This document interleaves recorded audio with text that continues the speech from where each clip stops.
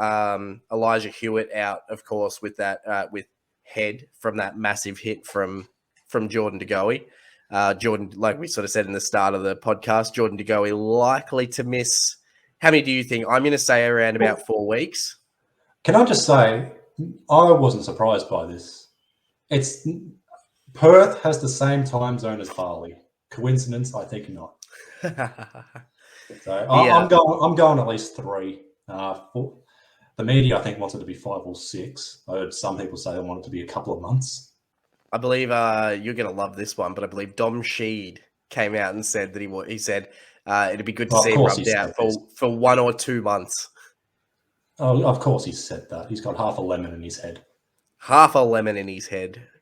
I mean, to be fair, it was a pretty dumb comment, but yeah, I reckon based on media scrutiny, then the pullback of where it truly should land, it'll land somewhere further up a little bit. So we're probably looking down the scale of 4 to 5. I'm still going 3 to 4. He's going to miss all of June. Let's be honest. Yes, he's not come back until July. There's a bye round as well. That's not going to count. He's not. I'm comparing this to Pickett, McAdam. There was another bump as well this year, and they were all 2 or 3 weeks. That's where I'm putting it on. Hopefully, there's no fractured cheekbone or anything major with Hewitt. I just hope it's concussion. That's it. Yeah, let's not downplay the hit. It was a nasty hit, to be fair. I think as well with the media, given how desensitized we are, how we're often protecting the head now, and rightly so. When you see a bump like this, we're just like, oh. And I think that's why everyone's a bit shocked and what the fuck about it. I think that's even why I've sort of gone, oh, this is going to get a few more weeks. But also based on the fact that they've got that concussion lawsuit going on this year.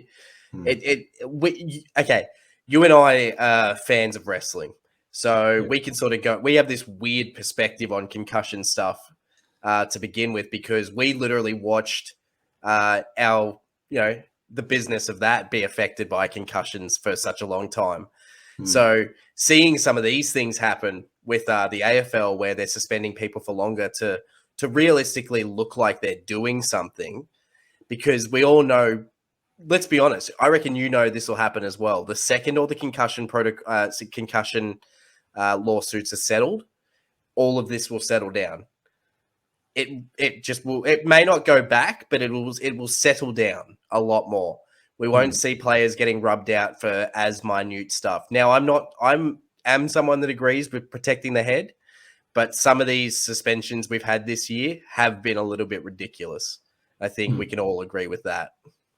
Oh, this one won't be ridiculous, though. Yeah, it's definitely going to be at least not at all. 3 weeks.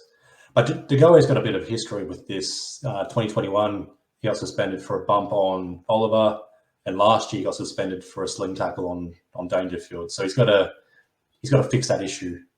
He's just not reliable, like, in season at times. Like, he doesn't do this shit postseason, but he's very unreliable in season to do this sort of stuff. And realistically, like, they were saying he was a bit of a Brownlow fancy. I don't know where he'll end up in the Brownlow. I personally didn't think he was that high, but going to end up that high. But, realistically also blew his chances at anything like that. But that's not only injury that occurred in that game to Elijah Hewitt. There was also Shannon Hearn